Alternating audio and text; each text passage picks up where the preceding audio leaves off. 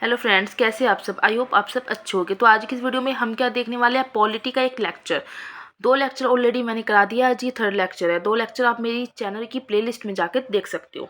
ठीक है, तो आज की इस वीडियो में स्टार्ट करने वाले हैं हम। और टॉपिक हम कौन सा रहेगा, हमारा टॉपिक रहेगा कंपनी के शासन हेतु पारित अधिनियम। ये कहाँ से आया, देखिए हमारे भारत का जब संवैधानिक विकास हुआ था तो 2 प्रकार के थे नियम कुछ इस तरह कि फर्स्ट जो था वो था ईस्ट इंडिया कंपनी जो शासन करती है, उसके लिए कुछ अधिनियम बनाए गए थे। वो 1773 के रेगुलेटिंग एक्ट से लेके वो आपके 1853 तक आ जाते हैं। दूसरा हो जाता है ब्रिटिश ताज के शासन अधीन, मतलब जब ब्रिटिश ताज के शासन में आ गया था तो उसने कुछ अधिनियम पारित किए। वो 1858 से हमारी आज़ादी तक आ जाता है 1947 तक। ठीक है, तो पहले हम देखते हैं जब कंपनी का शासन था तो कंपनी के शासन हेतु पारित अधिनियम बहुत ही ज़्यादा इंपॉर्टेंट है और बहुत ही इजी वे में समझा रही हूँ। अगर आप यूपीएससी यूपीपीसीएस या आरओ की प्रिपरेशन कर रहे हैं तो आपके लिए जो उसका प्री एग्जाम होता है ना, बहुत ही ज़्यादा बेनिफिट रहेगी ये वाली वीडियो। चलिए स्टार्ट करते हैं। तो 1773 से स्टार्ट करते हैं। 1773 में आपको सबको पता है रेगुलेटिंग एक्ट आया था। अब इस एक्ट में हुआ क्या था, ये बस याद रखने वाली बात है। इस एक्ट में जो है बंगाल के गवर्नर को, बंगाल का गवर्नर था उसको क्या बना दिया गया था, बंगाल का गवर्नर जनरल बना दिया गया था। और बंगाल का गवर्नर जनरल जो था वो कौन बना था, पहला वो वॉरेन हेस्टिंग्स था। और बंगाल के गवर्नर जनरल की सहायता के लिए 4 सदस्यीय कार्यकारी परिषद का गठन हुआ। और 4 सदस्य मतलब 4 लोग थे। कौन कौन से थे, फ्रांसिस क्लेवलिंग था, मानसन था, बालवेर, ये सदस्य थे। और इसका कार्यकाल कितना था, 5 वर्ष। तो आपको 1773 रेगुलेटिंग एक्ट में ये याद रखना है। और इसके अगले साल 1774 में क्या होता है कि उच्चतम न्यायालय की स्थापना हुई। कभी कभी आप देखोगे क्वेश्चंस में आता है कि उच्चतम न्यायालय की स्थापना जो है कौन से उसमें हुई थी, तो आपको 1773 का रेगुलेटिंग एक्ट देखने को मिलता है, क्योंकि इसके तहत ही 1774 में उच्चतम न्यायालय की स्थापना हुई। तो उच्चतम न्यायालय की स्थापना थी, आपको 1773 ही लगाना है। कहाँ हुई थी, कलकत्ता में हुई थी। इसमें क्या था, इसमें एक मुख्य न्यायाधीश था और 3 अन्य न्यायाधीश थे। एक मुख्य न्यायाधीश कौन सा था, उनका नाम था एलिजा इम्पे। और ये क्वेश्चन पूछा जाता है। तो आपको 1773 के रेगुलेटिंग एक्ट में सिर्फ इतना ही याद रखना है। ठीक है, तो आई होप आपको समझ आ गया होगा 1773 का रेगुलेटिंग एक्ट। आपको इतना याद रखना, प्री में क्वेश्चन यहीं से आते हैं। नेक्स्ट आ जाते हैं हम, अब आ जाता है 1784 का पिट्स इंडिया एक्ट, सबने सुना होगा। कंपनी के, इसमें हुआ क्या था, कंपनी के राजनीतिक और व्यापारिक कार्यों का पृथक्करण, मतलब अलग अलग कर देते, राजनीतिक भी और व्यापारिक भी। राजनीतिक मामलों पर नियंत्रण कौन रखता था, वो नियंत्रण बोर्ड रखता था, बोर्ड ऑफ कंट्रोल, याद रखना है। ठीक है, फिर कौन सा जाता है, फिर आ जाता है 1786 का अधिनियम। 1786 के अधिनियम में क्या हुआ था, 2 अधिकार दिए गए थे। अब 2 अधिकार कौन से थे, पहला अधिकार तो था गवर्नर जनरल को विशेष परिस्थिति में अपनी परिषद के निर्णय को निरस्त भी कर सकता है वो और लागू भी कर सकता है, तो उसका अधिकार दिया गया। दूसरा अधिकार क्या दिया गया कि गवर्नर जनरल को प्रधान सेनापति की शक्ति दे दी गई। तो ये दोनों अधिकारों को किसने प्राप्त किया, सबसे पहले प्राप्त किया था लॉर्ड कॉर्नवालिस ने। ठीक है, तो 1786 के अधिनियम में 2 अधिकार दिए गए, आपको ये याद रखना है। अब आ जाता है 1793 का चार्टर एक्ट। इसमें क्या होता है, कंपनी के अधिकार को 20 वर्ष के लिए बढ़ाया। ये पूछा जाता है कि कंपनी के अधिकार को 20 वर्ष के लिए जो बढ़ाया गया वो कौन से एक्ट में बढ़ाया गया, तो 1793 के चार्टर एक्ट के द्वारा।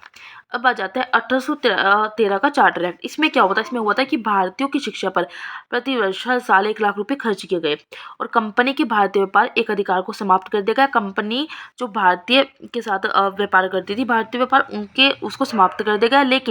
लेकिन चीन के साथ और चाय के साथ व्यापार बना रहा। ठीक है, तो 1813 के चार्टर एक्ट में क्या हुआ, कंपनी के भारतीय व्यापार के अधिकार को समाप्त किया गया, लेकिन चीन और चाय के व्यापार बना रहा और भारतीय शिक्षा पर 1 लाख रुपए खर्च हुआ।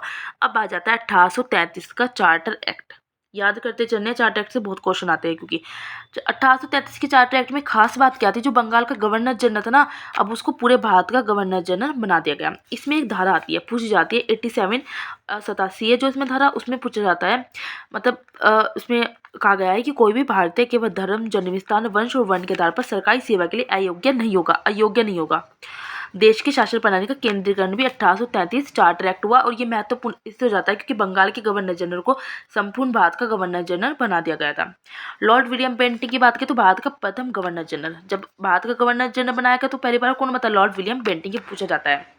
कंपनी के व्यापारिक कार्य समाप्त कर दिए गए और केवल राजनीतिक कार्य ही रखे गए। व्यापारिक कार्य बिल्कुल समाप्त कर दिए गए अब। ठीक है, गवर्नर जनरल की परिषद में चौथा सदस्य शामिल हुआ, मतलब बीच में ना फिर से 3 हो गए थे, 4 थे शुरू में, फिर 3 हो गए थे, फिर से 4 हुए। तो चौथा सदस्य कौन था, ये कानूनी सदस्य था। और कौन बना था, सर्वप्रथम मैकाले बना था। ठीक है, 1833 चार्टर एक्ट के तहत ही गवर्नर जनरल को पूरे भारत के लिए कानून बनाने का अधिकार मिल गया। और नियुक्ति के लिए योग्यता मानदंड अपनाए गए कि जिसकी, मतलब जैसे कहते हैं ना गवर्नमेंट एग्जाम के लिए इतनी उम्र होनी चाहिए, ये होनी चाहिए, तो ऐसी योग्यता मानदंड अपनाए गए। अब आ जाता है 1853 का चार्टर एक्ट। इसमें क्या था कि विधायी शक्ति मतलब कानूनी शक्ति को कार्यपालिक शक्ति से अलग कर दिया गया और विधि निर्माण के लिए गवर्नर जनरल की विधायी परिषद की स्थापना की गई। तो आज की वीडियो में बस हम इतना ही देखेंगे। नेक्स्ट वीडियो में मैं आपको समझाऊंगी जब शासन किसके हाथों में चला गया था, ब्रिटिश ताज के हाथों में चला गया था, तब क्या होता है, तब अलग अलग एक्ट आते हैं। ठीक है, वो हम नेक्स्ट वीडियो में पढ़ेंगे। आज की वीडियो में जहाँ से मैंने आपको पढ़ाया, आपको क्या करना है, वीडियो को पॉज करना है, वीडियो को समझना है एंड उसके नोट्स बनाने हैं। बहुत ही ईजी वे में मैंने आपको समझाया है। ठीक है, तो अगर आप ये कर लोगे ना, अगर आप उसके साथ ही आपको क्या करना है, पूर्वावलोकन करना है। ये पूर्वावलोकन से ही मैंने लिया है और उसमें से जो ईजी चीज़ थी वो मैंने ली है, क्योंकि पूर्वावलोकन के बाद क्वेश्चन लगाओगे ना, आपका ईजिली हो जाएगा। और यहाँ से क्वेश्चन हर एग्जाम में आता है, एक क्वेश्चन तो आता ही है, चाहे आप यूपीएससी की तैयारी कर रहे हो, पीसीएस की कर रहे हो, आरओ की, अदर कॉम्पिटेटिव एग्जाम की। ठीक है, एक्ट से रिलेटेड तो आता है और हमेशा भूल जाते हो कि बंगाल का गवर्नर कौन बनाया गया था, गवर्नर जनरल कौन था, या फिर भारत का गवर्नर जनरल कौन बनाया गया था। ये बहुत कंफ्यूज करता है। तो आपको क्या करना है, एक एक एक्ट इस तरह लिखना है, एक एक्ट को याद कर लेना है। याद करने का देखिए तरीका क्या होता है कि एक एक्ट को आपको अच्छी तरह लिखना है, समझना है और याद कर लेना है, फिर इसके क्वेश्चन देख लेने हैं किस तरह के आ रहे हैं। फिर एक एक्टर को अपनी लैंग्वेज में खुद से ही बोल के बताना है कि कैसे कैसे। 1784 का याद करना है, पिट्स इंडिया एक्ट आया था, 1773 में रेगुलेटिंग एक्ट आया था। 1786 के अधिनियम में क्या है, आपको 2 अधिकार दिए गए थे और दोनों अधिकारों को लॉर्ड कॉर्नवालिस ने सबसे पहले प्राप्त किया था। 1793 के चार्टर एक्ट में 20 वर्ष के लिए बढ़ा दिया गया था अधिकार थे जो कंपनी के। 1813 के चार्टर एक्ट में क्या था, भारतीय विषय पर 1 लाख रुपए खर्च हुए थे, कंपनी का भारतीय व्यापारिक अधिकार समाप्त होता, लेकिन चाहे वो चीन के साथ बना रहा था व्यापार। 1833 का चार्टर एक्ट था, इसमें बंगाल का जो गवर्नर जनरल था उसको भारत का गवर्नर जनरल बना दिया गया। भारत का गवर्नर जनरल कौन बना, लॉर्ड विलियम बेंटिंग। ठीक है, लॉर्ड कैनिंग तो वाइसराय बना था, वो आगे आएगा। लॉर्ड विलियम बेंटिंग बना था। धारा 87 आ जाती है, इसमें ये लिखा है कि लॉर्ड विलियम बेंटिंग जो था भारत का प्रथम गवर्नर जनरल बना।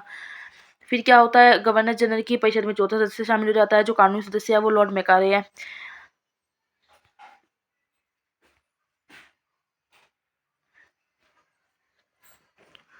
फिर आ जाता है 1853 का चार्टर एक्ट। विधायी शक्ति को कार्यपालिक शक्ति से अलग कर दिया गया और विधि निर्माण के लिए गवर्नर जनरल की विधायी परिषद की स्थापना की गई। तो अगर वीडियो अच्छी लगे तो लाइक शेयर कमेंट करके मुझे जरूर बताएं।